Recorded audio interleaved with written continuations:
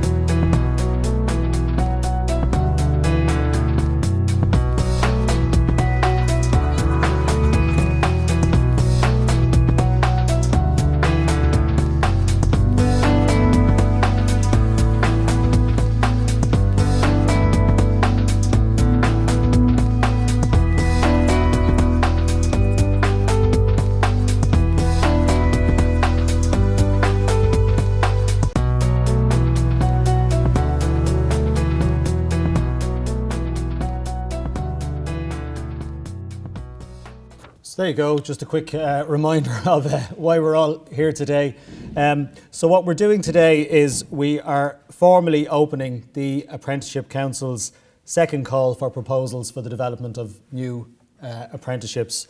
And the agenda for this morning is I'm just going to talk a little bit about the introduction and background around how we've gotten to where we are today, what the government's agenda is around apprenticeship and other forms of work-based learning. We'll move then to talk a little more about the 2017 call, what's involved, what sort of supporting information, documentation and resources that are available to people considering making a proposal. And after that, we'll have an opportunity for some Q&A from the floor. Hopefully we can answer most of the questions today, but we're more than willing to follow up afterwards. And then we'll move into just an overview of the online proposal system. So what it is that proposers will have to interact with and what they might need to do to prepare for that interaction. And then we'll have a little more Q&A after that on that part of the agenda, and then we'll sum up. So that's the intention is to finish up by about 12:30. So that's the agenda for the morning. So I suppose just if we go back a little bit, and some of you will be very familiar with all of this, for others it might be a little bit newer, but I suppose work-based learning, it's a major focus of government policy, and it's also a huge focus of wider international attention.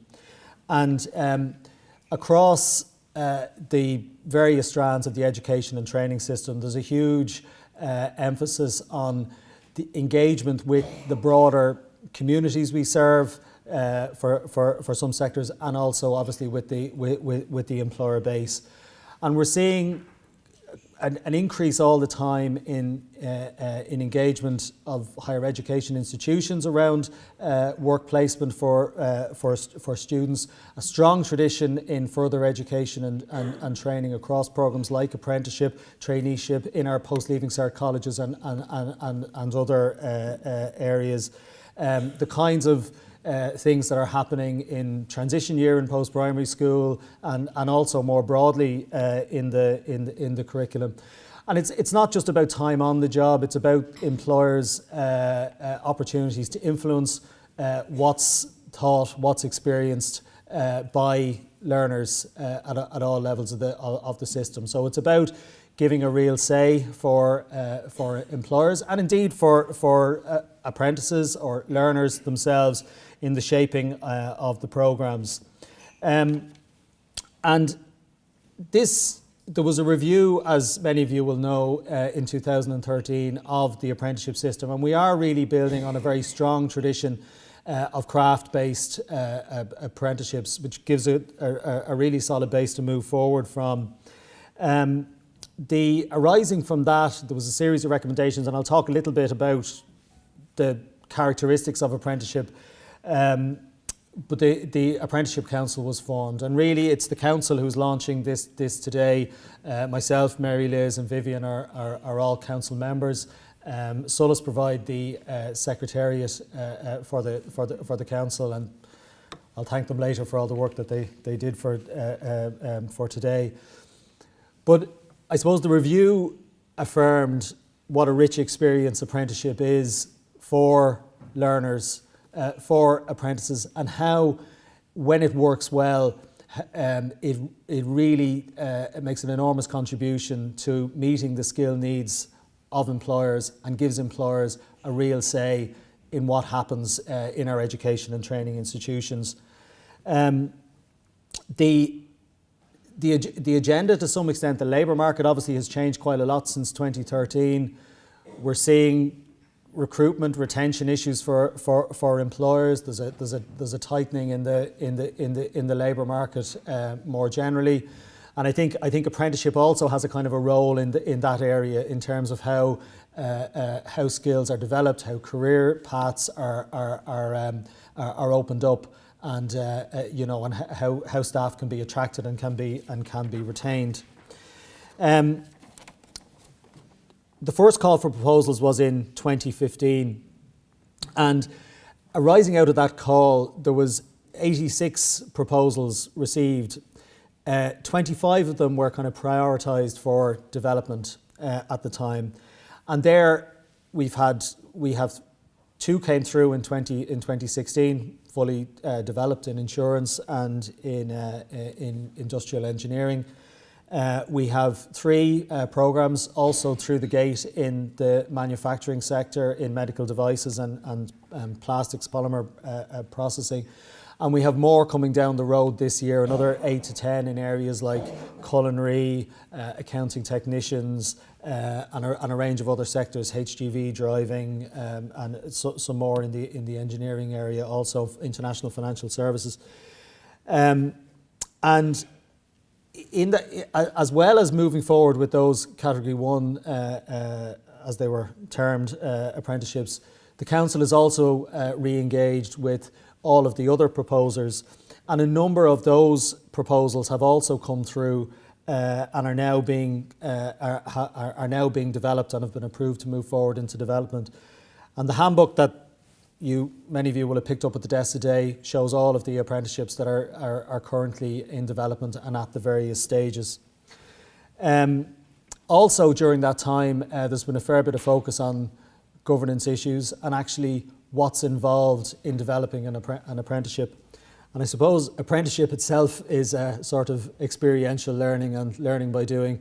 And the Council itself, I think, has probably been a little bit in that space. And we hope now that we move into a new call in 2017, that the kind of information that we can provide through the kind of documentation and the supports and all of that around what's involved in developing an apprenticeship, I suppose what the rules of the game are, is a lot clearer this time around.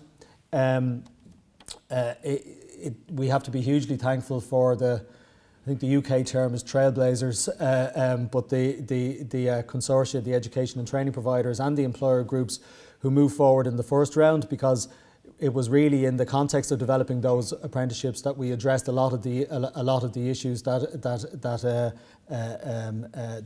come up when you're developing such a complex on and off the job programme.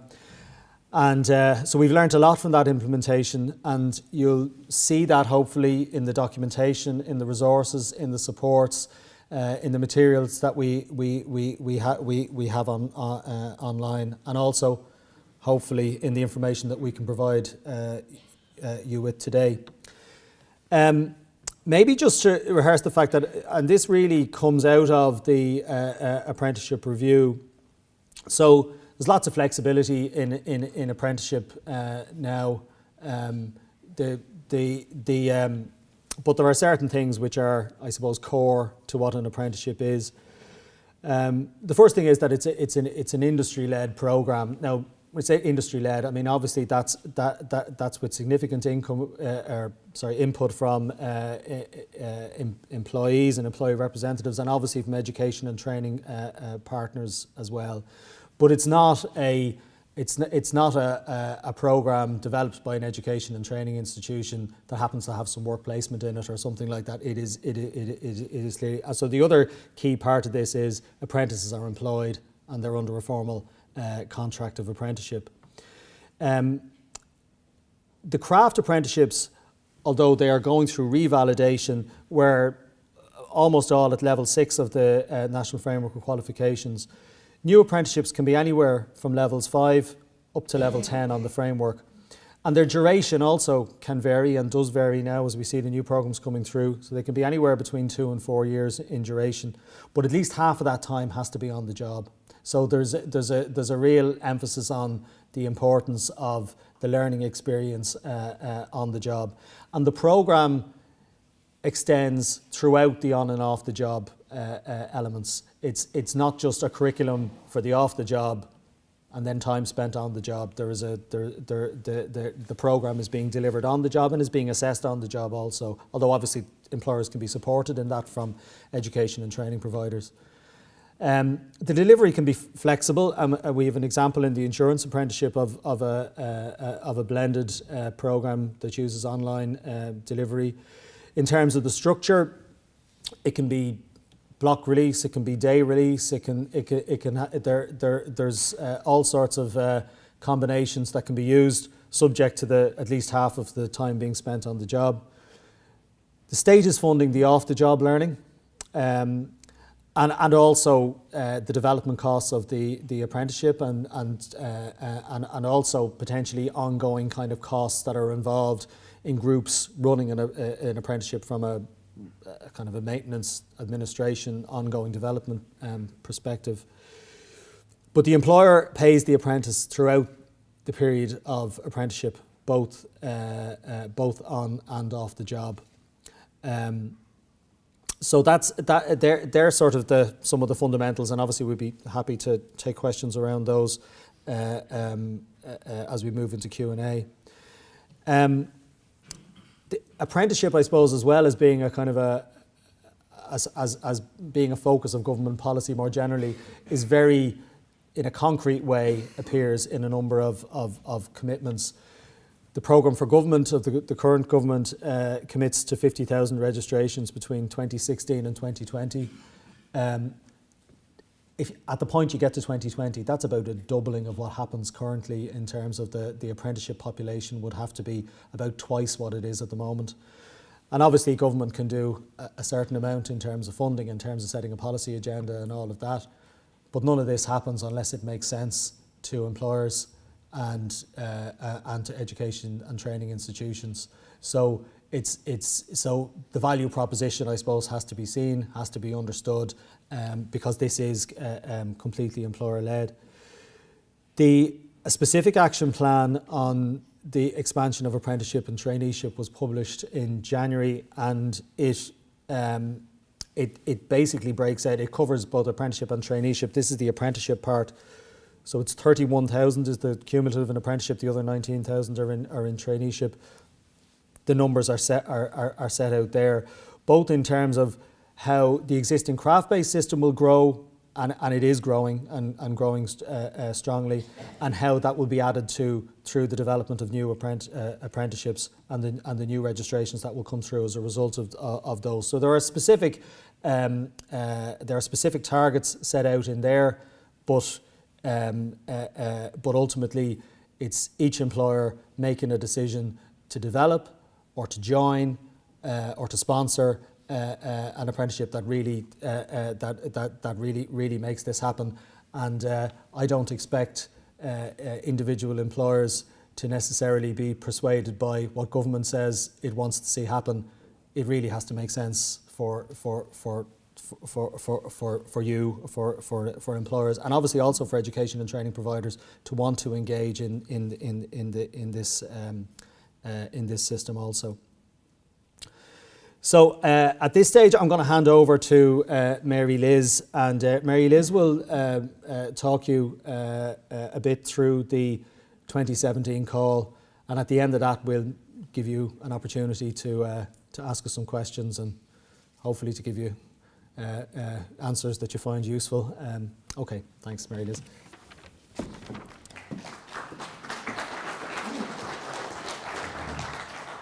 Morning, everyone. As Phil was saying, we want to spend a few minutes now working with hopefully everybody has a copy of the guidance document here, just to talk you through, I suppose, a bit of some of the detail this morning, and appreciate everybody seeing it this morning for the first time. So, we'll obviously take as many questions and queries as we can today, and as Phil was saying, very happy to follow up then afterwards if we need to. So myself and Vivian will just cover off, I suppose what occurred to us as kind of key points for people to kind of note this morning, and hopefully that'll kind of help with just the following discussion. So just, I suppose, to talk a bit about just the overall, and you'll see it in the documentation, we're launching this morning, the call formally, and it will be open until the 1st of September. So it's not a massive amount of time, but I suppose we wanted to, be making progress this year. We know there's a lot of groups are interested, a lot of queries over the last number of months. We know there's people working away.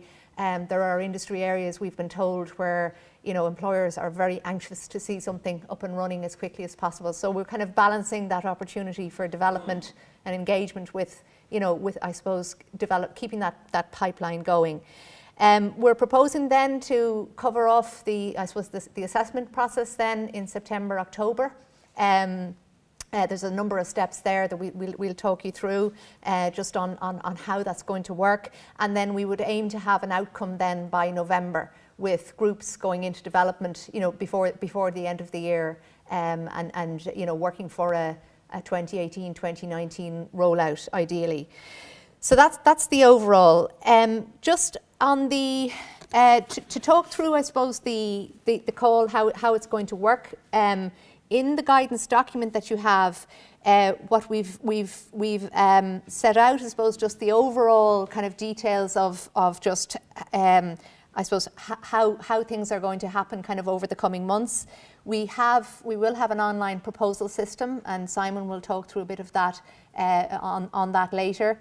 It's not open yet, but it will be open by the end of the month. And so I suppose what we're talking about this morning is just, what you're going to be seeing and what kind of, I suppose, areas that, you'll be working on and I suppose preparing for that, to submit via the online system.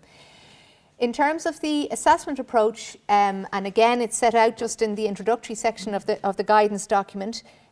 Similar to the last time, the last call, there will be a subgroup of the council will assess proposals coming in. We will have the support of an independent process auditor to oversee it. As Phil was saying, we had a lot of proposals last time around. We probably have quite a number this time, and I suppose it's to manage that. We've also included a marking scheme, and you'll see it here, just again to assist with how actually proposals are assessed. And that's, that's set out for each section, well, 3 of the 4 sections of the proposal system.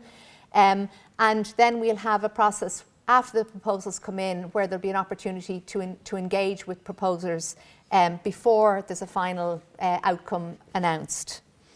So each of the 4 sections, there's the first section sets out its supporting information that's required.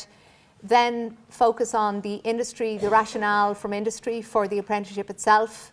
As you're aware, I suppose that's a kind of a key area that I suppose will be looked at, and I suppose needs to come through very strongly, because ultimately, if employers aren't, if there isn't a demand and employers aren't interested, and if there isn't a sense that this will benefit an industry sector in a kind of sustainable and substantial way, then I suppose the apprenticeship, the apprenticeship kind of needs that in order to kind of get underway and get underway in a kind of a sustained way. Then the education and training approach that is proposed, and again in an outline way at this stage, and the quality of the funding proposal is the fourth area.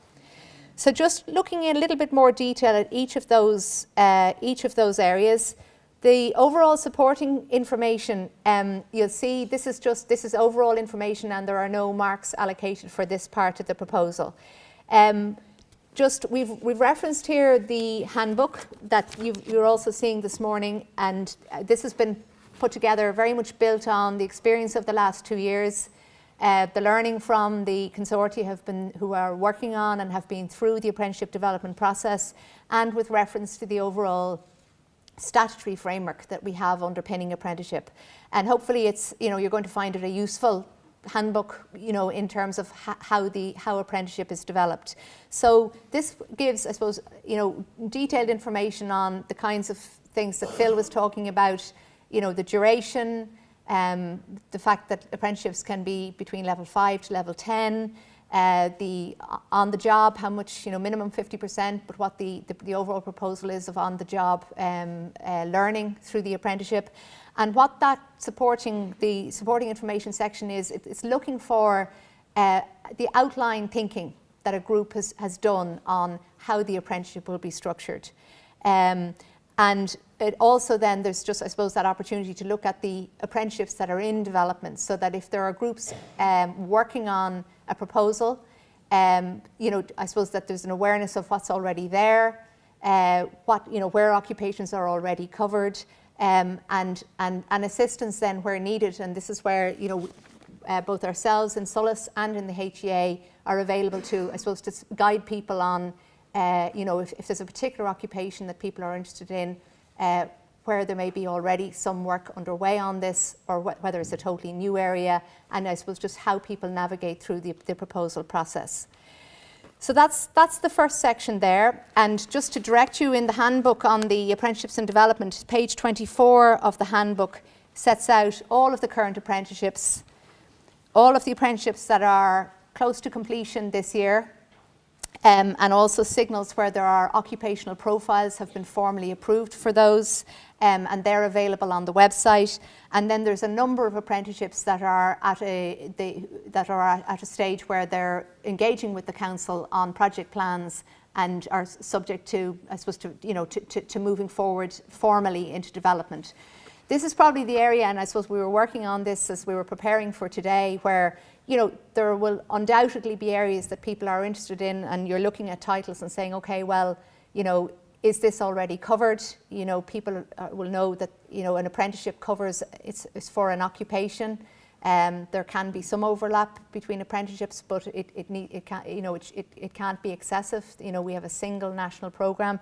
So this is probably an area where we probably need to have some dialogue and work over the coming months with a number of groups to, I suppose, to navigate that. And so people are fairly confident that if they're putting forward a proposal, it's in an occupational area that is discrete and and is going to, I suppose, progress well through the process. So that's, I suppose, a good reference point, as well as the information on the website on occupational profiles.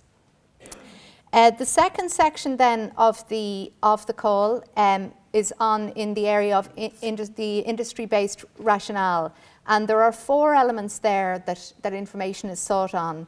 The first one is on the evidence of industry support. So, I mean, as you know, consortia are the approaches that they're industry-led. So, groups working on proposals, I suppose what's going to be really support the process is where there's a strong industry participation from the outset. And I suppose that clear sense, that input from industry on where there's a particular need and why. So obviously there's the feedback from representative groups and individual employers, and also you'll see in the handbook where we're guiding people to the available data and analysis that's there from sources like the expert group on future skills needs, the various reports that are available, and a range of reports from industry groups as well. So I suppose in that section, it's looking at, well, what's the thinking, what's the basis here for the need and the demand that's been identified for this particular apprenticeship. Why an apprenticeship is needed. As people will know, we have a very well-developed further and higher education and training system, a lot of provision already there in particular areas. Apprenticeship is another option, another mode, a particular approach of on and off the job learning and work-based learning. The section on why an apprenticeship is needed, I suppose it's looking for information as to, well, why is it felt that apprenticeship is going to add meet a significant need in that particular format, and complement, I suppose, what's there already. The occupational profile then is the next part of that section, and an occupational profile, and again you'll see it in the handbook, is kind of the core. I suppose it's the part of an apprenticeship from which the programme, the curriculum and assessment flows. So it's basically setting out the key knowledge, skills and competence that a qualified person will have on completion of their apprenticeship. And I think I suppose the groups that have gone through the process already have found that a very useful, challenging but very useful process to go through to identify that occupational profile that guides the overall development of the apprenticeship. At this point in the proposal, what's sought is an outline. And it's understood that obviously that will develop. I mean, again, when groups were going for formal approval of the occupational profile, some of the feedback we would have got was that was an iterative process. It was developmental. As the programme developed, the occupational profile became more detailed, so really at this point, I suppose it's to give a sense of what the overall occupation, this proposed apprenticeship, will lead to, and an overall sense of what a qualified person will be able to do on completion of the programme. The last section there is on the national profile of the proposed apprenticeship, and again, I suppose it's set out in the handbook, and as some people will I suppose be aware that all apprenticeships that are developed as part of the national system, they need to be available on a national basis. So while one group may develop an apprenticeship, it does need to be available to obviously to a very broad base of employers, but also potentially to other education and training providers around the country who may not have started offering it in a first year, but for geographical reasons, for demand reasons, may wish to join and become part of the, and also offer that apprenticeship. So that's, I suppose, a key element and something that differentiates the national apprenticeship system from maybe other forms of education and training provision. So there's a signal, and I suppose some thinking sought there from groups about how that will be handled and managed as part of the proposal. The next section of the call is on is the education and training approach, and there's three areas here. So the first area is including information on what the proposed teaching and learning methodologies will be. Phil was mentioning some of the practices there already, whether it's in existing craft-based apprenticeships, there is e-portfolios, there's a strong technology element. There's one apprenticeship we have that is, there's a strong online dimension. There's apprenticeships that are block release, that are day release, 1 day a week, 4 days working. So I suppose that section is looking at how the thinking on how this apprenticeship might be delivered in a way that suits a particular industry, but also is going to enable access for apprentices as well. And there's some prompts in the guidance document you'll see about the kinds of approaches that maybe people might want to think about. Quality assurance then on and off the job, and again, obviously, as at least 50% of the learning and training is going to happen on the job, how that happens, how it's assessed, how it's structured as part of the overall programme is an important part of the apprenticeship, as well as the off-the-job dimension. And I suppose, again, there's that need for this to be an integrated programme. So it's some of that thinking about how that might happen and how it might be structured, whether it's happening completely, the employer is looking after all of that on the job, liaising with the education and training provider, or whether maybe there's some support provided by the provider as part of the on-the-job training. So again, there's flexibility there, and what's sought there is some thinking, about how that might work in practice. And then the final section is on access, transfer, and progression. And as you know, it's part of our overall framework, the National Framework of Qualifications. Access, transfer, and progression are core elements of the framework and of how the education and training system works. So I suppose thinking about how people will be enabled to participate in the apprenticeship, things like recognition of prior learning. For example, if there's existing employees who want to take up an apprenticeship, or if there are career changers or younger people, school leavers for that matter, how that will be handled, and progression routes also. So if, for example, there's an apprenticeship at a particular level 7, for example, or level 8, and there is a pathway, a career pathway, what that might look like, and what the opportunities might be. Either, an apprenticeship that might not yet be developed, or into other areas, or progression within employment. So again, I suppose some of that thinking to be set out in the proposal as to how that might work. And then the final section of the call is on, and I suppose this is, and Vivian will talk a bit more about this as well, on what's looked for here is some information on the funding proposal, but not on the actual, I suppose what's going to be assessed is the quality of the funding proposal. So the kind of thinking that's, I suppose, gone into what's needed, what's needed in terms of development costs, what's needed in terms of actual operational costs when the apprenticeship is rolled out. I suppose the council would have done a lot of thinking and discussing this about how to approach this, because it's, I suppose the call is not competitive in the sense that it's about the best quote on funding, or that was not what I suppose we're looking for. But I suppose we do want to at the same time encourage proposers to think through what's required to develop the apprenticeship and get it up and running, and what the kind of investment that's maybe needed by the state and by employers in due course when the apprenticeship is rolled out. We will, and again it's set out in the guidance document, there will be an engagement with proposers on the actual detail of the funding, after the initial assessment of the proposal. So it's really, it's not a case of saying, well, this is hard and fast, and this is, you're putting in figures and they have to be held to no matter what. It's really, I suppose, to set out your best thinking at this point on what's required at each of the stages, and then there'll be that engagement afterwards to discuss the detail of that. You'll also see the section on the table, the table on operational funding sought. We're looking for information based on year 1.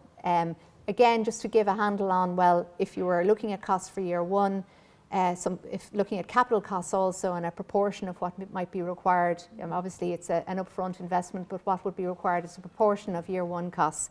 So again, I suppose seeking that kind of thinking and working through about, what's already available within education and training systems, what's already available within, on the job in terms of equipment, in terms of resources and so on, and how that might look if when the apprenticeship is up and running. So I'm going to, Vivian is just going to draw your attention to a few of the details on that. So I might hand over to Vivian at this stage. Thanks. Good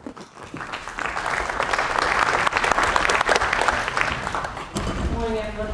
I feel a little bit like Mr. Halligan when he attends launches with Minister Bootley, that Mary Liz has already kind of gone through most of the details before I have to talk. But I'm just going to emphasise a couple of small points, so I won't keep you very long. Firstly, just again around when you're making your proposal and some of the points for consideration, particularly in the industry-based rationale. So establishing that skills need within an industry sector. So just to let you know that the proposal that you're making may not be a formally identified future or current skills need in that industry. but it may have an ongoing identified skills requirement that the apprenticeship mode of work and learning may suit, so in that industry. So it's important that when you're making your proposal that you identify and clearly set out how the apprenticeship mode meets that industry need, because it may be that there's already provision in that sector or in that discipline through higher education or further education. So, making it clear about how apprenticeship suits the industry and how industry, is interested in the apprenticeship mode. We'd also like to see demonstrated in your proposal that idea of, that there is demand for this apprenticeship model in industry, for a number of years. We don't want that the apprenticeship is set up and it kind of meets a need that was there at a particular time. It's important that we're able to see that it's sustainable over a number of years and that there's demand from industry and from potential apprentices. So the existing occupational profiles and apprenticeships in development, as Mary Liz said, are available in the document, and please take the time to look at those, because the apprenticeship profile is kind of at the centre of your proposal, and that occupational profile kind of sets out the duration of the course, it sets out the delivery of the course, and it sets out, most importantly, the knowledge, skills and competencies which are developed by the apprentice during the apprenticeship. And there's one occupational profile per occupation, and there's one national programme per occupational profile. So, when you start your thinking about what you're going to submit, or you have an idea, look very closely at those occupational profiles, and also look at the apprenticeships that are already in development that may not have an occupational profile. And as you develop your proposal, keep looking back at the occupational profile. We do know, and we know that there will be some overlap between occupations and occupational profiles, but the maximum that can be is about 50%. So, it's important that you keep your eye to those occupational profiles. In terms of the education and training approach, collaborative proposals. When you're thinking about your consortia and how your consortia may be formed, and it'll have industry partners, and then it'll have HE or FE partners, and it may have other people from a region, but you may want to think about how FE and HE could collaborate or could liaise together to produce a programme, and we do have some examples of that already in development, because the apprenticeships move from a level 5 to a level 10 across the framework. So it's something that you could consider, if your college already works with a HE provider, or if your FE provider already works with HE, it might be something you want to consider. And multiple proposals within a similar industry sector. So we do anticipate that we may get multiple proposals that are for one particular industry sector. And our approach there will be that if that does happen, and we do think it will happen, that a subgroup of the assessment panel will convene all of those people who are involved in the proposal, including the industry partners, and we'll have a discussion around how that apprenticeship could be developed, or how the proposals could be looked at in that sector. The off-the-job part of the proposal, or of the apprenticeship, as Mary Liz said, we've already got a kind of a variety of off-the-job phases to us, and it can be flexible learning, blended, class-based. It can be one day in the college, it can be 2 days, it can be blocks, so it can be a variety of things. But we'd ask you to be kind of innovative in your thinking around that and how it can be developed. So then, just the last point on the funding part, the quality section of the proposal is scored, so it's important to note that is the part that's scored. So all of that information from the industry, the skills need, all of the teaching and education part of it, that is scored, and the supporting information in the funding section are not scored. So we will look at the funding section, and before we kind of formally approve an apprenticeship, we'll have a discussion with you about that funding section. And in terms of the funding, the Higher Education Authority deals with anything that's in the higher education spectrum in terms of the funding, and SOLAS will deal with the further education colleges. So we're happy to have a conversation with you, at the development stage, if you want to talk to us. So the call again opens on the 4th of May and it closes on the 1st of September. So it's a kind of a short enough period of time which runs over the summer. But we're happy to talk to people at any stage. And all of this supporting information, and this is being filmed, and the video will be available on apprenticeship.ie. So I think we're going to go into questions and answers now. Is that right? Oh, yeah. Thank you. Okay, folks. Just a couple of things before we go into Q&A. Just one thing that I just picked up might have been slightly confusing. We say there that the funding section is not scored. Just to make the distinction there, that means that we're not doing we're not taking a quantum of funding and comparing them across apprenticeships and scoring them from that perspective, but we are scoring, I suppose, the quality of the funding proposal. So in other words, the kind of the evidence base for the thinking that's gone into determining what funding would be required to develop and ultimately to deliver the proposal. And there is 20 marks assigned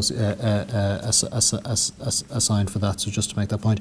The other thing is the final point that Vivian says just reminds me, this is being recorded today. It's really for the purposes of sharing it more broadly as part of the suite of information that we provide, but just so people are aware of that in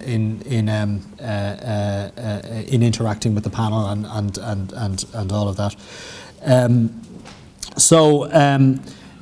This is your opportunity to ask us questions about what we said, or probably as well what we didn't say, and any assistance we can give. I'd ask, if possible, if you could identify yourselves as you ask the questions. We might take kind of 2 or 3 at a time, if that's all right, just for the purposes of kind of moving through it relatively quickly in terms of the time we have available. And obviously there'll be loads of opportunities to ask questions. We'll give out the information, but we've an email address and obviously contacts with ourselves as well. So with that, I'll hand it over to you. I think there's a couple of relevant mics out there. Deirdre Gibbon, National College of Ireland, and member of the FSI Consortium, and we very much hope to be in the market in September with our International Financial Services Apprenticeships. Firstly, I think well done to the Apprenticeship Council. It's great to sit here in 2017 and see all the work that has been done, and we do clap ourselves on the back as well as yourselves along the way, and that a lot of learning has happened with the early adopters and the trailblazers, as the providers on the consortia.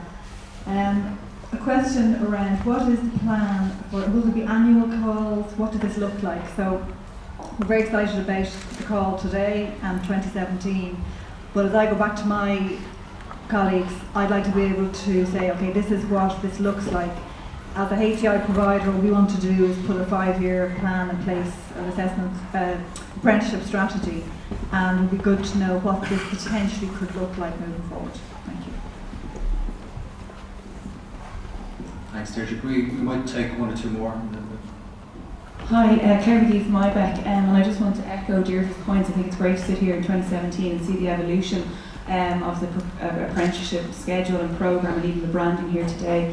But my question is really about, I think it was referenced twice, about the overlap between programmes, and some of the feedback we've been getting through our membership in the consortia that they're engaged with, that to ensure kind of the balance between the occupational profile, the fact that it needs to be industry-led, and then the viability and sustainability of programmes. So you may have a programme, and this is just off the top of my head, I don't really want to pick on any potential application, but take for example engineering. You may have an engineering technician programme that may be suitable for multiple sectors across the economy, but in order to get that up and running, you can't really kind of be very dedicated in having 3 or 4 distinct ones. So if the case that an application or the programs, one program covers approximately 70 to 80% of the foundation across all of that, is there a degree of flexibility then that you may be able to tailor it for towards the end of the program, an engineering technician for food, an engineering technician for pharma, engineering technician for medtech, for example. They're just examples off the top of my head. It's about how can we actually manage the sustainability and viability to get the programs kick-started, balance the industry, the occupational profile, and then being targeted for specific industries, and how best can, just a comment on how we can actually coordinate that and incorporate it into the next profiles. Thank you. Tom Dooley, the Lock Institute of Technology. Just a question on Category 2 existing ones. If there is a proposal that's Category 2, is it necessary to go through this call that you have, or is it a different process? Plans for future calls.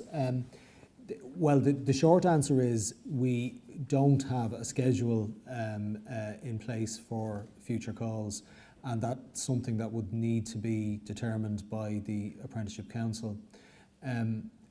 We are committed in terms of the numbers, which certainly imply that there would be a periodic refreshing of the pipeline of new apprenticeships required in order to do that. But in terms of an actual schedule, whether that be annual or every 2 years or whatever, we don't have that information at the moment. I think it might be a difficult enough question to answer until we see the shape of responses to this call, because there may be some judgment to be made about the potential then for kind of future apprenticeships. There might also be some intelligence to be gained around interest, but maybe not quite now. So we do pick up periodically people saying, well, you know, we do want to get involved, but it's probably a bit early for us, and that sort of thing. So that sort of unmet demand is another thing that we would be considering. So I'm sorry I can't be more specific about the schedule for future calls, but I think it is something the Apprenticeship Council will be turning its attention to, particularly when we see the outcome of the current call. Claire, the overlap issue. Yeah, look, it is tricky, and we accept that, and it's a kind of a space that's been a little bit difficult to navigate, even in the context of the first call. We put a figure into the handbook that said sort of generally no more than 50%, and to some extent that was to try to give people some sort of a guide, but clearly an element of this is case by case. So, and you actually identify it yourself. We're trying to get the balance between meeting sectoral and employer needs against the need for a long-term sustainable that's sufficiently broadly based, you know, a long-term sustainable apprenticeship, and also something that's giving people career opportunities that span potentially more than one specific group of employers. I think we would accept the sense of the idea that an apprenticeship that potentially serves more than one sector, but might have a bit of it that needs to be tailored for individual sectors. Now, exactly how that's processed, whether that last part is almost post apprenticeship, or whether it's a part of the apprenticeship program itself, is the thing that really strikes me. I do think that the idea of having cross-sectoral support for a common program that delivers a set of skills that's required across sectors, and that being packaged into an apprenticeship is a good thing. I also accept that you don't necessarily have all of the infrastructure to enable that to happen at the point that a proposal is originally made, and sometimes it's only at a later point where other employers are looking to, or other sectors are looking to engage, that you can address that issue. I also think that there has to be some flexibility even post development in terms of apprenticeships. Obviously, no more than any other education and training program need to be addressed and revised over time. I think the initial sense of it would be that if there were a single apprenticeship in those situations supported by a broader group of employers, if they are there at the outset or potentially coming in behind it subsequently. And I think it's only really at that point maybe that you can then address whether flavours of that should be supported through the apprenticeship process, or whether potentially that's a sort of a piece that's done beyond almost the formal period of the apprenticeship. I might hand over to Mary Liz to answer Tom's question around the Category 2 apprenticeships. So just if I was clear, you were referencing, Tom, the Category 2 apprenticeship. So that's, and for people who the terminology is a bit unfamiliar. When those 86 proposals came in 2015, we had a kind of a first group that went ahead immediately. Category 1 we called. Then there were 2 other categories that we engaged with at a later stage last year, actually, just to explore whether groups were still interested and to ask for submission of project plans and so on. So on page 24 of the handbook, I suppose we've set out there where we've engaged with everyone, and we have, there's 2 kind of sub-lists there of where there are apprenticeships that are formally in development, some of them very close to completion and some of them just starting. And then there is a group that are what it says, term their proposals as step 2 on the apprenticeship critical path. And if you look at the critical path, step 2 is basically where there's engagement, on a project plan for development, and anybody who's at that stage is on the path, I suppose, to development, engaging with the council on approval for development. So there isn't a need to go back again, if you're in that category. There have been a number, I suppose, of groups where we have gone back and said, look, the council felt there was more work to be done. There was, feedback to the groups, and sort of said, look, you may wish to come in and resubmit as part of a new call, and it gives an opportunity to kind of, to revisit the proposal. So we know, and I think there's a few people probably in the room who are in that group, and I suppose the council, again, very, very anxious to kind of encourage people and say, look, very interesting proposals, a lot of potential here. Obviously, feedback that this is an area where industry really wants and needs an apprenticeship or apprenticeships, but a bit more work to be done in terms of pulling the industry support together and the overall detail of the proposal. So hopefully that's helpful, Tom. John Clancy from DIT, Calgary Street. First of all, I think this is really welcome. It's great to see the development of an apprenticeship program taking place. Just in the context of, and we're, I suppose, really looking at the whole area of culinary. I suppose the question really would be around the development of some of the apprenticeships, like the chef de partie and sous chef and so on and so forth. And I'm wondering, really, if you think about it, an apprenticeship normally would be a 4-year program, where a young man or woman, they do a 4-year program as a chef, and from there on, then they begin what's called a career progression. So I'm just wondering how we've included, or why we've included sous chef, chef de partie, and so on, as part of this apprenticeship. Andrew Hayes from Helston Bars Pharmaceuticals. Regarding the timing and number of intakes, is there any guidance on that? Is there any restrictions, for example, the number of intakes that have to happen for each apprenticeship program per year?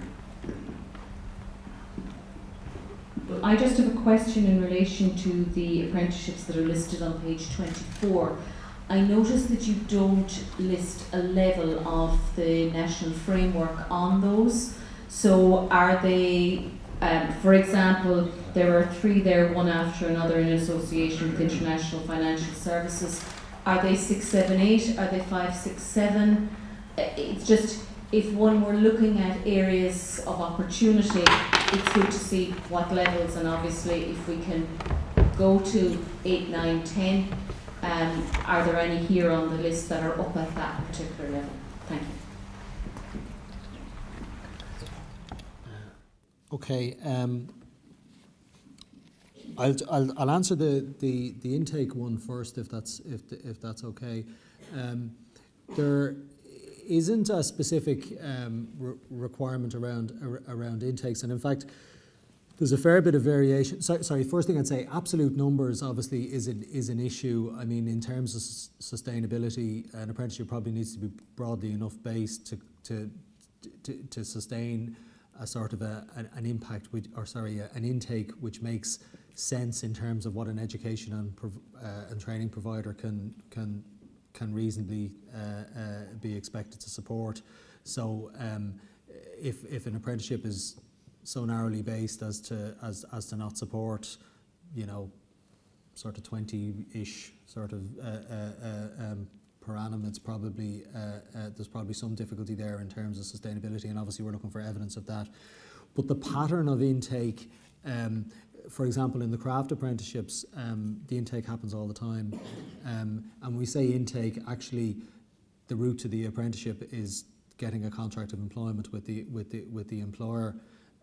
So people may start with an employer rather than in the education and training provider. In the craft apprenticeships, they begin, effectively 365 days of the year, and move to an off-the-job phase at a particular point in the process. In many of the new apprenticeships, it's a more sort of structured intake where it's kind of happening, once a year or twice a year. Sometimes, fitting in with the academic year and with other issues such as that. So that's probably something really that has to be determined between employers and education providers, and very much taken into account the kind of the pattern of employment and of education and training provision. And in certain sectors, there's periods when it's easier for employers to release people to off the job and things like that, and that really needs to be looked at on a case by case basis. But no, there isn't any specific requirement being applied by the council in respect to that. Miriam, that's a good question, and it's a fair point actually, because in carving out the space for potential proposals, you're right, it isn't just the occupational bit, it's also the level is important. So there may be situations where potential progression type opportunities or other things in the apprenticeship space might be developed. I think what we'll do is that on the website we'll ensure that that's identified. There you mentioned the international financial services. I should probably defer to Deirdre on that, but it's 6, 7, and 9 if I'm right. Sorry, 6, 8, and 9. I knew there was one. There was one missing somewhere, but I got the wrong one. And there are some other examples of proposals in development at higher levels of the framework. But we will provide that information. On the culinary one, you happy to? Yeah, maybe just to and again, it's back to that list on page 24 where some of this is set out as part of the 2015 call. I think Vivian mentioned it as well, examples of where there are actual progression routes within apprenticeship coming through. The industry would have, made a very strong proposal, I suppose, on the need for progression routes through apprenticeship. So starting with commis chef and on then to chef de partie, sous chef and executive chef. The industry groups involved in that case would have been and remain the Irish Hotels Federation, the Restaurants Association of Ireland, and then supported by Fáilte Ireland. And I suppose you'll see on the commis chef apprenticeship is close to it's at a very advanced stage with all of those groups involved. And I know that the industry remains very committed to those progression routes. And that's also an example of where further and higher education parts of the system are working together to ensure that that's smooth and integrated. I think, and this has come up with a number of proposals where, the broader base of that an apprenticeship has in terms of industry support, but also in terms of education and training input, the better. So I suppose there's always opportunities to, where apprenticeships are in development, I suppose, for broader engagement as the development happens. So hopefully that's maybe of some help just in terms of setting out the, why they're there, and I suppose what the path is in terms of development. There is a lead education and training provider for the chef de partie, sous chef and executive chef. That's IT Tralee at the moment. But there are, there's that dimension of collaborating providers as well. And obviously DIT has a strong tradition and record in the whole area of hospitality and culinary skills. So I'm sure there's engagement going on there, and certainly I'm sure opportunity for more engagement as that development progresses. Hello, Michael Barrett, IT Sligo. I'm just wondering if any thought had been given to civil and public service apprenticeships, and thought about building capacity and making public services an attractive career to people, and getting some of the benefits industry, getting another apprenticeship program. Thanks, Michael. I think came as a couple of people. Ross Griffith College. Just a few quick questions on technical matters. You don't mention ECTS in relation to the NFQ level, and we're used to, I suppose, 60 credits per year over a 2-semester stage. Are there any requirements, restrictions, expectations in any way regarding how many new credits would be involved in a year's training? That's just one. Could it be 10, 20, 30, or so? Can the person be training most of the time or doing all the time? Second question then is to do with the 2-year or the 2-year minimum there. If you've got an apprenticeship where somebody could learn part 1 of a stage at a certain level, is there a possibility of recognising that if not everybody wishes to proceed to part 2? There's a requirement for the stage doesn't particularly take 2 years or 4 years to do. And the third one then is when an occupational profile is up and running and the training scheme is there, you might have legacy people in the sector with a lot of those skills who don't want to take 2 years to have what they already know grandfathered in, and have the provisions to facilitate that more easily. So just the 3 things: the credits, the change with the instrument, and the grandfathering of others. Tony Pettis, Chagas Agricultural Education. Just a query in terms of the proposals, pay and conditions. Is that part of the proposal for the apprenticeships, or is that come later? Maybe going back to the question that was asked earlier, is just again the stakeholders and the partners in an apprenticeship for a proposal, is that indicative, or do you have to have that well firmed up before you submit your proposal? Firstly, the question of public sector apprenticeships. There is actually a specific action in the action plan to expand apprenticeship and traineeship around the scope for apprenticeships in the public sector, and obviously that's a very broad church. And we know in certain areas like healthcare, there is interest in those areas, and there's also interest in ICT also. But whether that's the way apprenticeship works is it's not. An apprenticeship is a national apprenticeship. It's not necessarily public sector or private sector or whatever else. So it's about public sector engagement in apprenticeships rather than necessarily being some sort of bespoke programs developed for the public sector. Although obviously there's a weight in numbers in certain sectors where people are employed in the public sector. And we actually had an engagement yesterday with colleagues in the Department of Public Expenditure and Reform and in the office of the Chief Information Officer on the IT side. And the question around the role apprenticeship may have to play in civil service or public service recruitment was kind of the subject of those discussions. So there's an issue around whether it's felt that it's a useful means to develop talents and skills in the public sector. Obviously, we would feel yes, it is of course, and how it fits in with other modes of recruitment and skills development. So that's under active consideration. And then obviously there's issues to be addressed, and the question was raised around pay and conditions there. Obviously, for all apprenticeships, there is there is a need as part of the development of those programs for employers within whatever the means by which pay and conditions get determined or set in their sector, whether that's collectively or individually or at firm level or at individual, that needs to be addressed obviously in the context of apprenticeship. The Apprenticeship Council has an overarching concern, of course, that apprenticeship is not in any way used as a means to, you know, in any way for people to have low quality employment or poor paying conditions or whatever else. But outside of that more general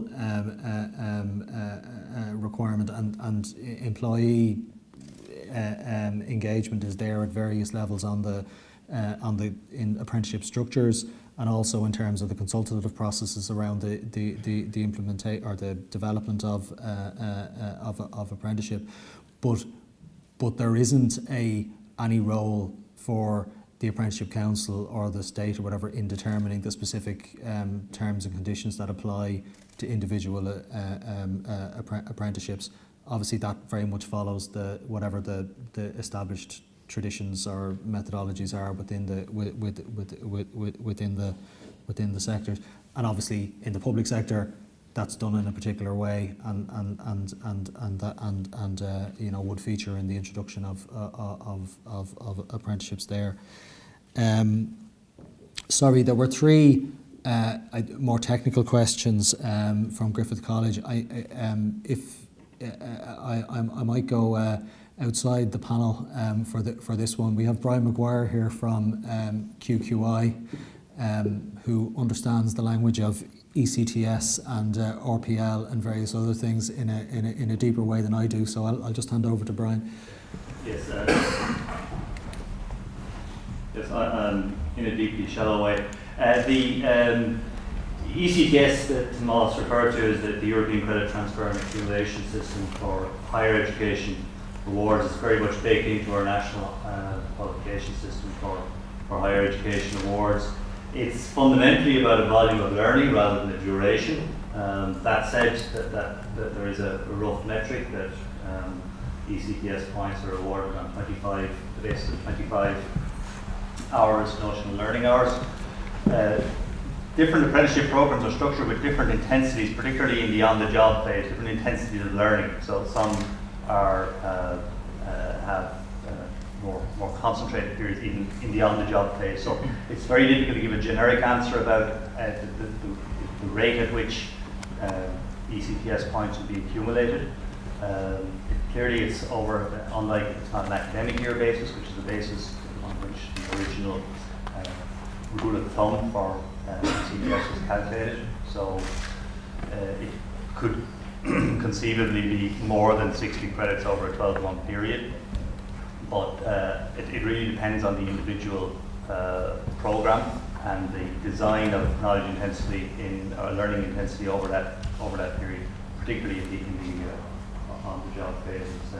So we have the ECTS handbook, which of course is designed around the classical higher education programs rather than work-based learning programs.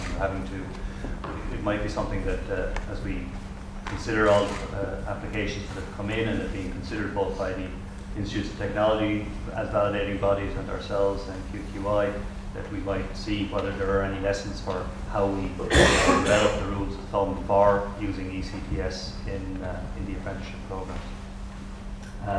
As far as the RPL is concerned, again, RPL, we don't have specific guidelines on RPL in respect of the apprenticeship programs. And the same general rules that apply across the board would also apply to apprenticeship programs, I believe, that it's about achieving the learning outcomes, where people have demonstrated learning outcomes through either prior experiential learning or prior certified learning. In some cases, industries have, for example, their own industry-based exam systems or something that might give exemptions, and they could be counted, either formally counted as exemptions from part of the program or from some of the assessments contained in the program. far as the duration is concerned, I'm not sure how that would interact with the funding side of things, but that would be something that I dare say the funders will have to work out with the individual consortia. The 2-year requirement, there would have been, I suppose, a debate at the time the review was being undertaken as to, what constitutes an apprenticeship. And there were examples, and there are examples in other jurisdictions of relatively short periods of learning and being classified as apprenticeships. And there's not, that's essentially a judgment to be made, and it's not necessarily unreasonable. But the review group felt that apprenticeship was really about a certain depth of knowledge, skills, and competence developed in a both an experiential and theoretical way, and that programs of shorter duration probably didn't provide that level of requirement, that I suppose assurance around that. Now, having said that, clearly things like recognition of things that people have done previously, is part of the overall structure in our education and training system, and has to apply also in apprenticeship.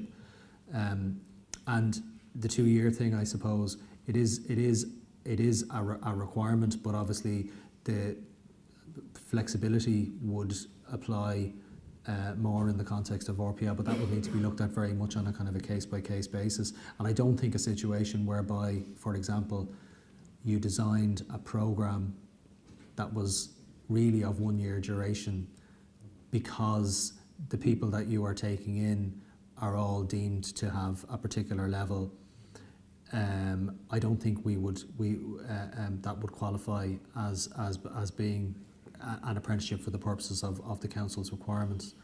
But if you do have a 2-year programme and certain individuals can demonstrate that they have met certain requirements in advance, obviously then on a case-by-case basis RPL potentially comes into the picture. We might, if it's okay, we might just take one more round of questions on this part of the presentation.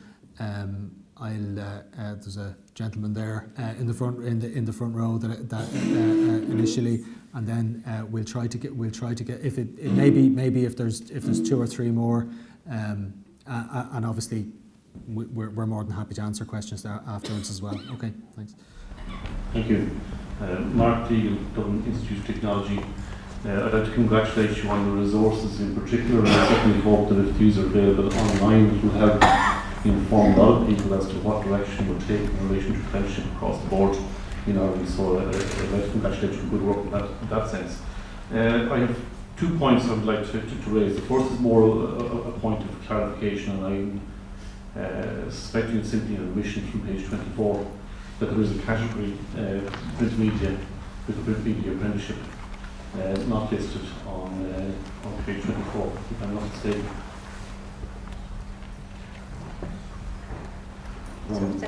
There's one missing in which we delivered. The other one has to be clarification, if you wouldn't mind, a bit of a follow-up in relation to John's earlier question about opportunity to engage. This echoes issues that we in the sector have encountered in relation to, for example, the rewriting of syllabi. Also, the development of new apprenticeships, which is more the business of this meeting here today. The opportunity to contribute is certainly most welcome, but knowledge of what's going on, knowledge of where and how and to whom we contribute sometimes is a missing piece.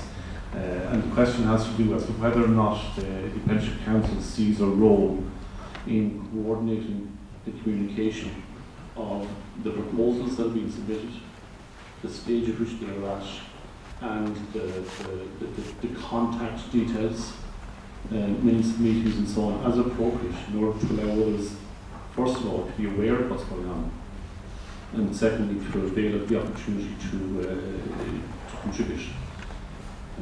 We in the DIT, given the breadth of engagement that we have with apprenticeship, will be anxious to ensure that where there are opportunities for us to contribute positively, that we're aware of what's going on. I'm sure the other IoT will echo the same concerns. That's all. Okay, thanks, Mark. We have 3 more hands up, and I might just cut it at that if that's okay. Hi, my name is Lorraine Delaney from DCU. Congratulations on the initiative, it's fantastic. What I'm interested in knowing is who the lead providers are of the existing apprenticeships, and how the process works for new providers to deliver those existing apprenticeships. Hello. Yeah, Damien Trainer, Oregon Contracts, working in the construction sector. We just a couple of basic questions. You mentioned a 50% minimum work period in the workplace. Have you got a maximum percentage? Also, I'd like to understand just from the crowd that's here today, who's an employer within the various sectors.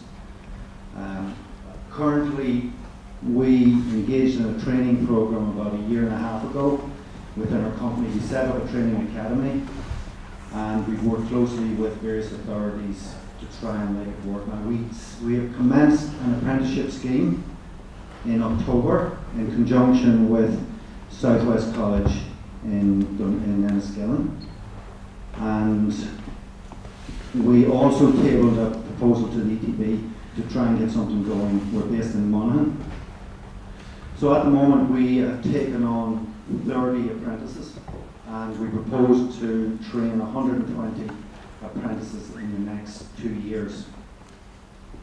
I would like to ask the panel, especially the Apprenticeship Council, what they feel the hardest, what the most difficult thing is for the employer, what the most difficult thing is for the authorities involved, and the most difficult thing for the apprentices themselves in the training program. So I'd like to understand what the council thinks that might be. Thank you.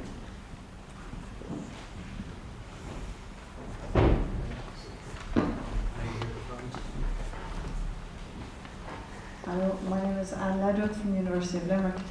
My question is, again, we're new to all of this, just trying to figure out, particularly at levels 9 and 10, how different the apprenticeship programme is to existing programmes, for instance, that we're running, where we have work-based programmes, where there is flexible learning, where they are leading towards where we're working in industry, just to get a sense of what is the difference between what's new, what's additional in the apprenticeships compared to programmes that we already have in place. John Tynan from the Design Crafts Council of Ireland. A couple of quick points. Well done to the work that's happened so far, particularly since January 2015, and the Apprenticeship Council, but also I think that people were working in SOLAS on this frameworks. I've worked for quite a few years in the apprenticeship framework. It's very difficult to get to where we are, so well done on that. The 5 families that you currently have, construction, engineering, electrical, finance and motor, great developments there, but there's one sector, the sector that I represent, the creative industries, and certainly within your document and within your staffing, it is an area for consideration. We've not yet had success in being able to get an apprenticeship application approved, and that's categorically down to ourselves in the industry. I'm hoping that in this next round we can have more success. Our industry, the creative industry, is a little bit tricky in terms of numbers of people, getting numbers of people, and how they're spread around Ireland. But we've got some of the finest art design colleges in Europe across Ireland, so hopefully we can get our act together. But it's making a statement really to say it would be good if we can in Ireland that's famed for creative industries, if we can make a real good effort over the next few years to get some more creative industry apprenticeships in place. That's down to us in the sector. We fully recognise that, but it may be that there are some people within SOLAS that might be able to just give us a little bit of a guiding hand for some more success for the future. Thank you. Okay, thanks very much. Well, on the last point, yeah, absolutely. I mean, we're hoping to get the broadest possible set of proposals around this. You're right, of course, that each sector needs to come together, and also with the education and training providers in order to determine what the space for apprenticeship is in their area, what the focus is, and all of that. Hopefully, some of the information that we're putting out today, and we'll follow up with on the website, and that will be useful in framing a proposal. And obviously, we're happy to answer any specific questions that might arise in the context of the creative industries.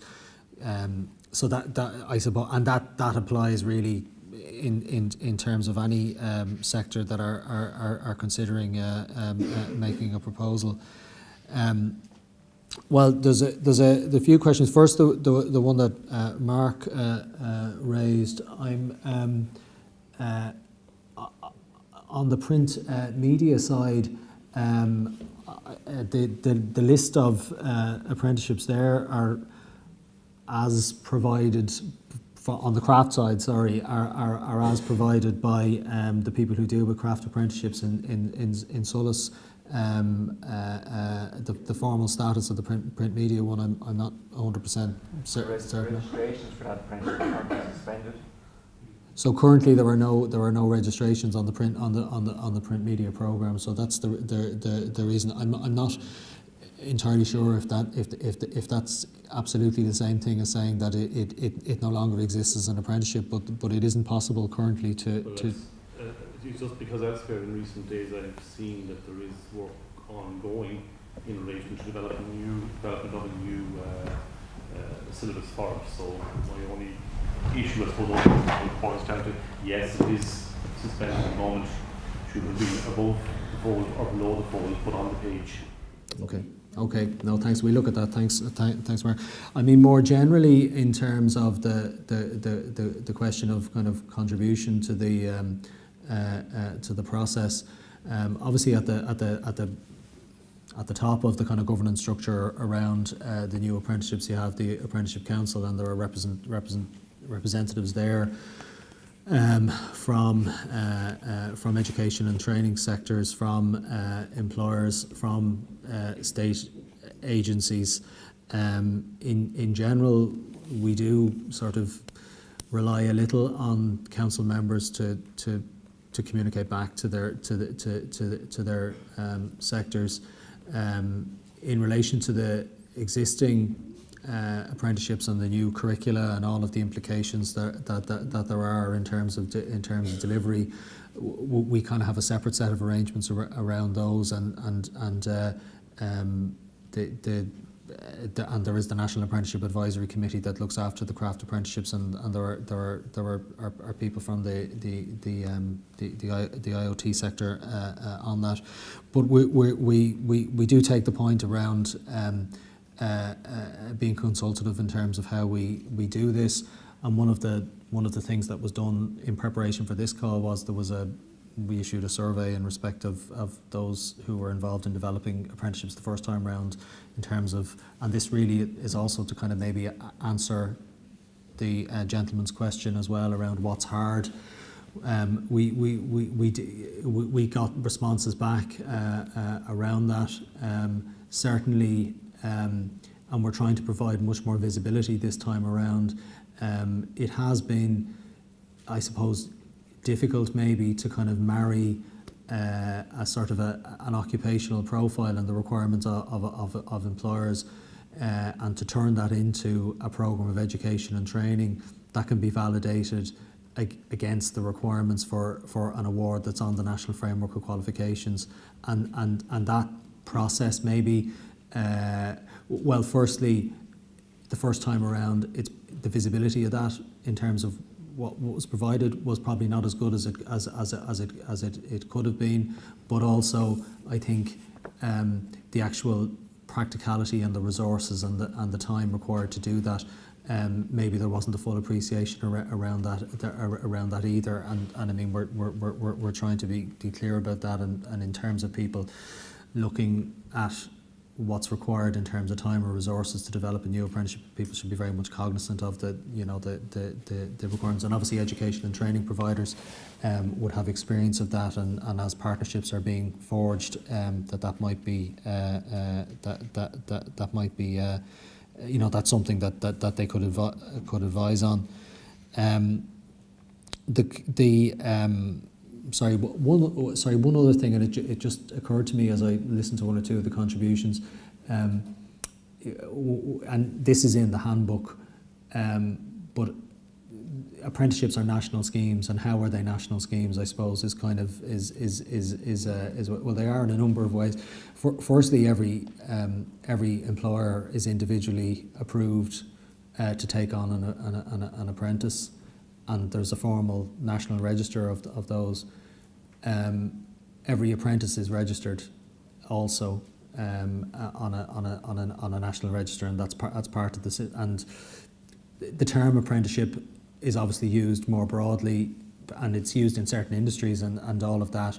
But statutory apprenticeships are solely within the kind of the scope of that process, whereby employers are approved, apprentices are approved, and that it just occurred to me, one or two contributions there, that I suppose there's a dictionary definition of apprenticeship, and then there's the statutory apprenticeship, and then there's the issue there.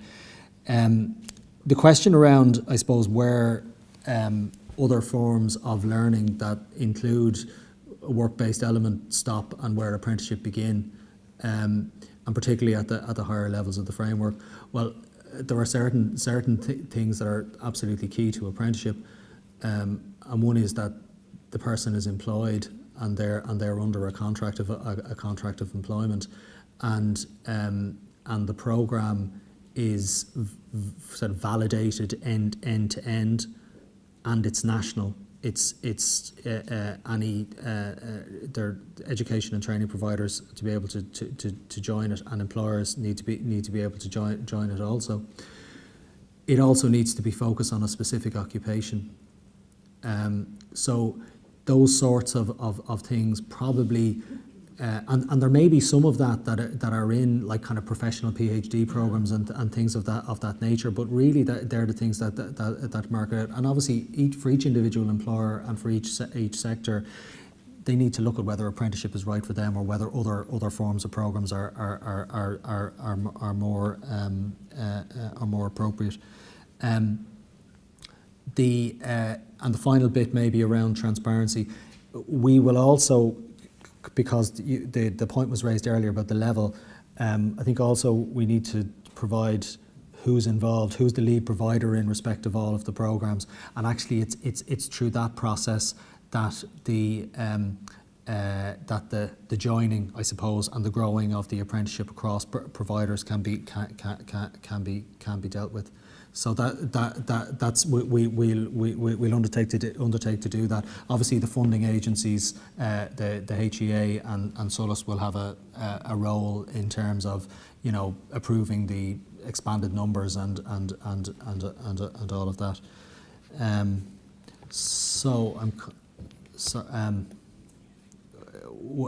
Actually, there's a couple of people asking for one more, and I'm actually going to cut it now because when it was one hand, I kind of said maybe, but no, we need to move into the next phase. I can also see people flagging a little bit, so I'm going to move on to Simon from Vidatum, and he'll go a little bit more through the nuts and bolts of interacting with the system. We'll have an opportunity for QA after that, but if we could keep it really to this part of the agenda rather than back to the original stuff again, Thank you. Okay, thank you everyone. Thanks you for that. My name is Simon Cullen and I'm from Vidatum. We're working with the council and with SOLAS to provide the online application proposal system, which we're calling the Apprenticeship Proposal Application System. This will be an online way to put together your proposal, collaborate, and then to have it assessed by the council. It's a five-step process. And today we'll be really focusing on step 1 because this is the opening of the call, and this will allow you to put your initial proposal together. Step 2 will be the council assessing and approving for further development. Step 3 will be having a project plan approved and developed with the council. Step 4 will be the program development itself, and then step 5 will be the occupational profile.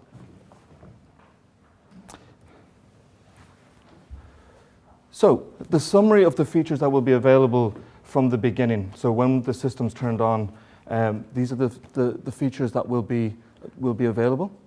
So the main proposer functions from the call open will be a login and a register for a new account so that you can register with the system. You can do this, I'll go a little bit more detail on the next slide, but you can also manage your profile then as well. And that would be pretty standard with any interaction with any online system. Then you would have a dashboard, and the dashboard is kind of your main center of how you interact with the system. So it contains the list of what we would call my proposals, the proposals that you're either leading or that you're a consortium member of. It would allow you to create a new proposal. It would allow you to join an existing proposal team if there's a proposal there that you want to join rather than to start a new proposal which may be very similar. So a lot of this is around collaboration as well.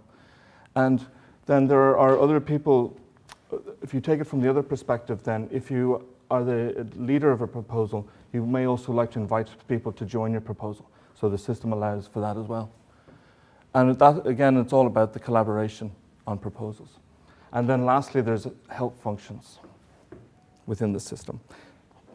Bearing in mind that this is all for step 1. So the interaction then with the council will be part of step 2. Okay, so this is the user interface.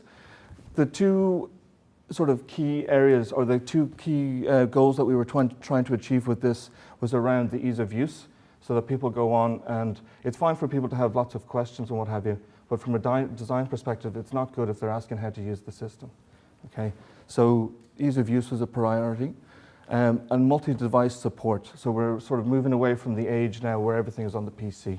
So maybe 5-6 years ago would have been much more PC-centric. Now it's supported on Macs, iPads, other devices. The only thing I would say is that with large amounts of text input, you might want to choose your device and which supports that. So you can see on the left-hand side there, that would be the standard login screen for, say, a computer. On the right-hand side there would be a phone version of, say, a list of proposals, for example. So you can see it squished, and you can see that it reformats itself, and it's still very usable. It's just large amounts of text input on any very small device is going to be difficult. Okay, so with the registration and login, then we have self-registration and confirmation. This would be pretty standard across the industry, where you would, if you don't have an account with the system, you would create an account. And that account would require an email address, and then the validation of that email address, you'd receive a link. And if you don't click on that link, you won't be able to log into the system. The system won't confirm that because other communications go through those email addresses. So they're very important. It has lost password support. That again would be pretty standard. If you lose your password, so long as you still have access to the same email address, you'll have no problem getting your password back. You can manage your profile afterwards. If there's a change of company, for example, or a change of role or what have you, you can go back in and you can manage your profile in that way. And then if your account becomes compromised in any way, if somebody gets your password that you don't want to have, you can go in and you can reset your password. This is the sort of the heart of the system where you guys will be working from. So you will be able to access all of the functions of the system. What's up there now is what's available because of where we are in the development at the moment. As the system progresses and more interaction with the council and with Solid, more of the functionality will show up, but it will show up here, so you won't have to go looking for it. So at the moment, you can create a proposal. So you can see on the right-hand side, it's fairly straightforward. You click Create a Proposal. You can join a proposal, which is underneath. There's only one on that screenshot, but the list of proposals in the current call will be available for you to scroll down through. The title will be available. So if there's something that you're potentially thinking of that's already in the system, there's the potential to join it rather than to create a competing one or have two running in parallel. And then down just below that, then you'll see invitations. And invitations are, for example, I've proposed, or I would like you to join my proposal. They'll show up there. You'll also get an email notification so that if you're not using the system, it will let you know that there's an invitation waiting for you. And that can be within your organization or it can be across organizations. And then on the left-hand side, you can see the proposals that you are working on. In this case, this person is the creator of both of those proposals because they have the ability to administrate them. If you join a proposal, you don't have the ability to do an administration unless that person upgrades you to an administrator. So the other sort of standard functions then you can do are you can edit the proposal so that people can work on it together. You can print off a version of the proposal so you have a print copy of it. And then you can reopen it. And reopening is if you decide that you're not going to go ahead with this one, maybe somebody else has one on the system, you close it, or you can reopen it if you change your mind on that. And these have been mentioned before. There's a request to join a proposal team. So on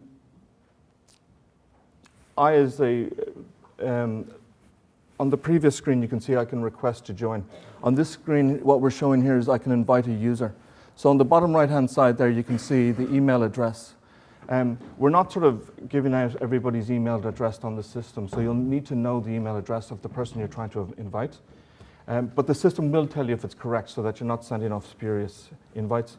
And the second point to note is that the person has to have registered with the system. We're not sending out invites to people outside the system. Okay, so if they're not in the system, something else outside the system will need to notify them that they need to join, and then you can invite them onto your proposal. At the top there, you can see as the person who's invited, you can accept the invitation, or you can reject it by pressing cancel. And then on the left-hand side, as shown on the dashboard, you can see where you would join a proposal, where you would request rather than accept.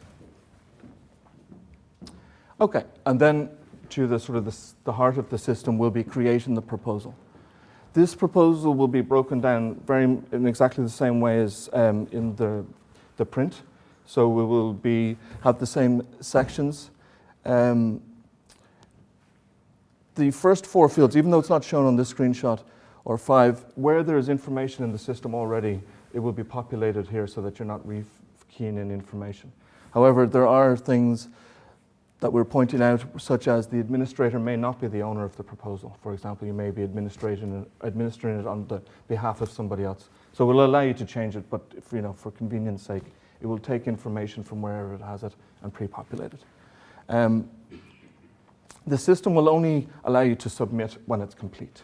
So you won't have, where it's not complete, on the right-hand side there, it has the sections. It will have a tick beside each of those, and that indicates that that section is complete. If they're not all ticked, the system just won't accept a submission, and it will tell you where the submission is incomplete.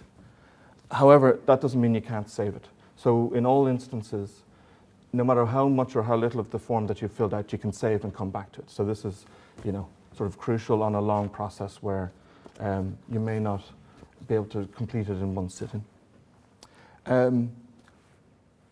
In some of the more detailed response areas, the system has a text formatting for a richer user experience. So for example, you can add italics and bold and things like that to highlight text.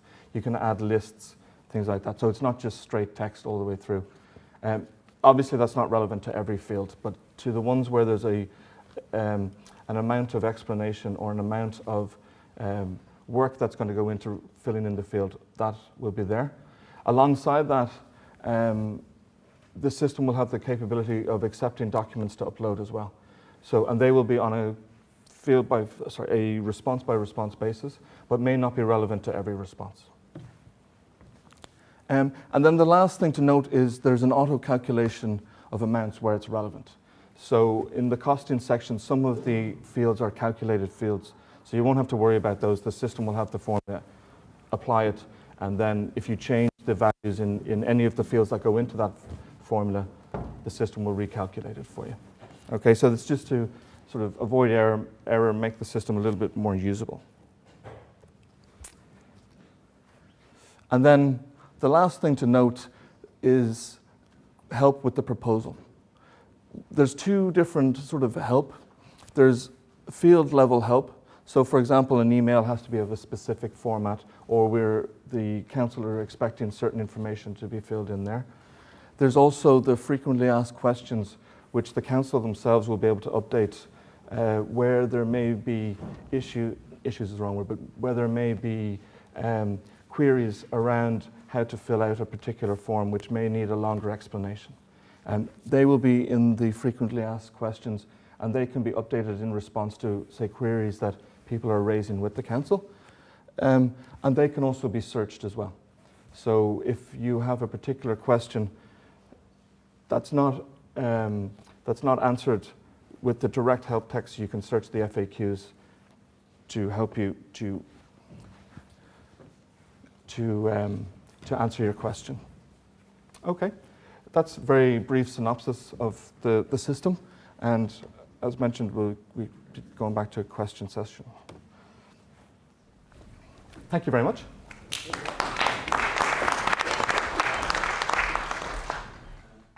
Simon, just to say, the system will be available. Some of you might be very quick out of the traps, but the system will be available by the end of this month. It's not currently open, but it'll be available at the end of this month. But I suppose good to get the print document. In any case, gives you information on what's required in order to make a proposal. And further information is on apprenticeship.ie, helpfully pointed out by colleagues in DIT. Just be careful that you're going to apprenticeship.ie, because there's a couple of variations of plurals and other things which lead to other sites. Anyway, apprenticeship.ie is the one where the information is available. I'm kind of conscious of time, and I said I'd try to get you out by past. If there's any questions really on what we've just heard, I suppose, as opposed to the kind of the broader issues around apprenticeship, I will take those now. Maybe just one point to make. We were kind of very tentative, I think, at the time that the 2015 call was made, and actually, and it goes a little bit to the transparency question as well. We wouldn't necessarily have been sharing information, and I think people, at the time when it was very early in the process, I think people didn't necessarily want a huge amount of attention around, did they make a proposal or not make a proposal, and what category did it end up in, and various things. There is a bit more transparency around at this time, when you make a proposal, I suppose there probably is an expectation at the very end that the fact that proposals were received will be shared. That information will be more publicly available this time around. So just on the I suppose the technical type questions, if there's anything people would like to raise at this point. Can I ask James Murphy from DIT? Can I ask a question in relation to the original proposer, and it's their opportunity, or is it, or they must add you up as an administrator? So if we hypothetically say on the initial apprenticeships developed for May 2017, we had the proposal there for the bakery area. Okay, now that's the current proposal would be put in by the Scottish Bakers Association. So let's hypothetically say we would be asking them to join, or we will be asking to join their proposal. So can you see the situation that we've asked them to join their proposal with the Scottish Bakers Association to have is it at, can I add, the question is, when the initial proposal is put in, okay, before it reaches the stage 2, okay, is it accepted that that proposal has gone right through the process, so therefore it's firmed down, that's done? I'll just ask, because I think it probably strays a little bit into because it's both a technical question and a question more broadly. The first piece of clarification that just occurs to me is that this system is not going to list apprenticeships in development on the system. So in other words, this isn't about sort of saying, let's say a proposal that's currently there arising out of 2015 call that people are sort of asking to join those. This is really around the creation of kind of partnerships around new proposals. The process by which a programme is offered by more providers or indeed by more employers once it's up and running is I mean that's a different process. That's not through the through the system. I suppose around the occupational profiles and all of that, in situations where there are existing apprenticeships either in development or delivered, unless there is a kind of a discrete separate occupation involved, the Apprenticeship Council wouldn't be accepting further proposals in that area. But that doesn't mean that programme itself can't be added to in terms of further education and training providers or further employers. But that's the space, and we obviously will be looking very clearly in this round of proposals as well around the level of industry support and all of that's there for each of the proposals and how that's demonstrated and all that. But when you get to the point where a proposal is approved for development, we're not going to be approving competing proposals and all of that. And one more comment that just occurs. I mean, there is a kind of an ability maybe to kind of create those frameworks, but there's no requirement at pre-proposal stage that every proposal is. We'd like the due diligence to happen. We'd like people to be aware of what else might be in development. We'd like people to be talking to one another. We'd like industries to be able to coalesce around a particular proposal. But we're not saying that situations won't arise where, in terms of new proposals, that there might or mightn't be more than one. But if that does happen, there'll be a kind of an Apprenticeship Council mediated process to produce a single proposal for development. We wouldn't be moving forward with more than one. That's the piece. Sorry, there'll be one more lady at the back, I think. Sadie Gordon-McDermott from LUTB.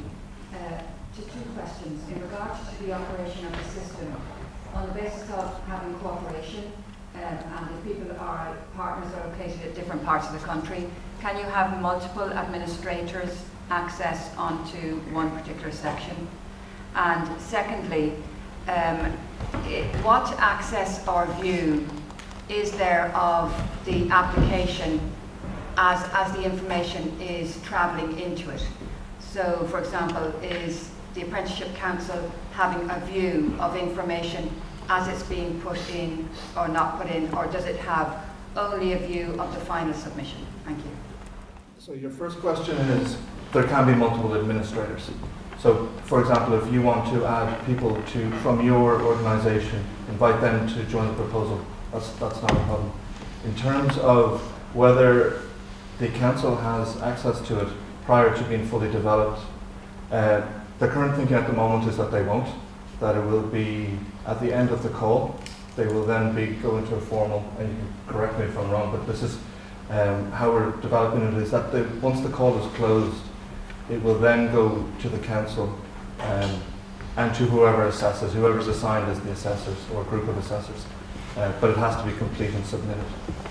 Just on the flip side of that, if it's not submitted and you leave it in draft and only save it, it won't be visible to the council at the end of the call. So just to be aware that you do need to submit it. But there will be a prompt signing, will there? There will be a prompt on the system before the call. Oh, absolutely, yeah. I mean, it's the system. Any open proposal there will be a series of prompts coming up, X number of days before, even hours before. Yeah. And I think ideally too, without necessarily springing this on Simon, I think ideally too the system might be able to support some sort of a means of communicating with all of those who are registered on the system. So if there is if the council has any particular requirement to make people aware of something at a particular point in the process, we could be done through the system. So a good idea, even if you're not absolutely confirmed as to whether you're ultimately going to submit a proposal, if you are thinking about it, it's probably no harm to get registered and all of that. Sorry. Just coming back on the proposal. Once the proposal is submitted, and if, as was already said, that there's probably a proposal already gone through in phase 2, which is, you say, you're not going back. How soon between the proposal or a proposal when it's closed down after it's finished, and a meeting will take place for the second phase? It's just to be negotiations about what has already been passed. Sorry, and I mightn't have been clear. There is a process. There would be an Apprenticeship Council mediated process around situations where, for the 2017 call, there is more than one proposal in a particular occupational area, and that will happen probably within 6 weeks or so of the proposals being received, and probably even quicker than that. There isn't a process whereby if somebody makes a proposal in an area where there's already a programme approved for development arising out of the 2015 call, there isn't a process whereby the Apprenticeship Council puts a new proposal together with the old one. No, it's only, yeah. Oh no, fair enough. No, just it's, sorry, I apologies, I probably misunderstood. But yeah, it would be very quickly after the because ultimately it's that sort of joint proposal ultimately, or whatever emerges from that has to be assessed. So actually it needs to work with the assessment timeline, so it needs to be done relatively quickly. Hopefully the system sort of enables people to talk to one another before all of that, so that so the system will enables more than one to be made. But obviously we'd like, within industries, within sectors, within education and training organisations, for every effort to be made to coalesce, I suppose, before a proposal is submitted. But we do appreciate that we have to cater for the situation where where there may be more than one.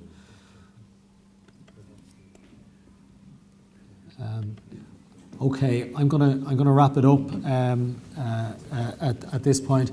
Can I just maybe can I thank everybody for coming?